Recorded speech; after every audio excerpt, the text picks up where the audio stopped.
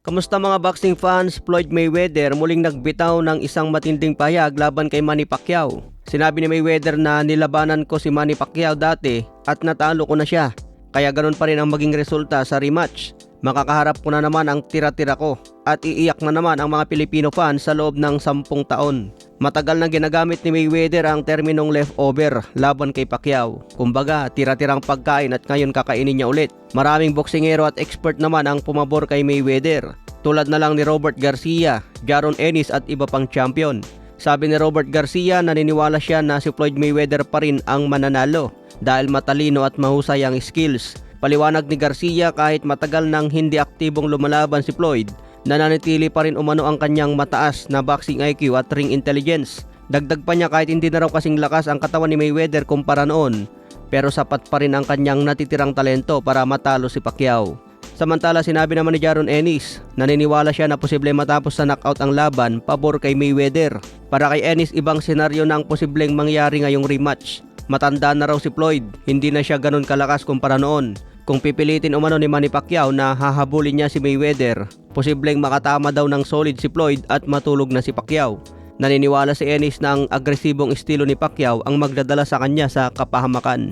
Posible daw matamaan si Pacquiao ng solid at manockout. Sa tingin ko, sa edad ni Mayweather ngayon, kahit makatama ng solid, hindi na siya makapagpatulog ng kalaban.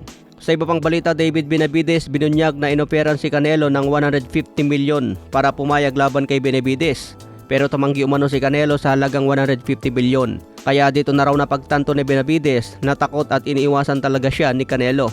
Samantala, IBF Cruiserweight Champion na si Jai Opetaia, base sa kanyang poster, hindi kasama ang kanyang IBF sa darating na laban niya kontra Branton Glanton ngayong March 8. Kasama lang ang Daring Belt at Zupa Boxing Belt. Wala pang official na pahayag kung tatanggalan na ng IBF si Jai Opetaia. Ayaw kasi ng IBF na sabay i-representa ni Opetaia ang Zupa Belt at IBF sa isang laban. Sa ganitong setup, malamang mababakante ang IBF ni Opetaia kahit target niya ang unification fight. Pwedeng pag-ausapan na lang ni Opetaia ang IBF na pwedeng hawakan ng sabay ang kanyang titulo. Samantala, nanalo ang Kameda Promotion sa first bid para sa IBF Super Flyweight World Title Fight nina Wilibaldo Perez at Andrew Moloney. Ang winning bid ay umabot sa $315,000. Tinalo ang bid ni Manny Pacquiao Promotions na $275,000 lang.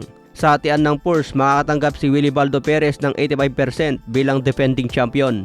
Samantala si Andrew Moloney naman ay tatanggap ng 15% bilang challenger. So malinaw na 85-15 ang hatian. Malayo sa nakasanayan na 70-30 o 60-40. Ibig sabihin, hawak na ngayon ng Kameda Promotions ang karapatan na ipromote ang laban ni Perez at Moloney.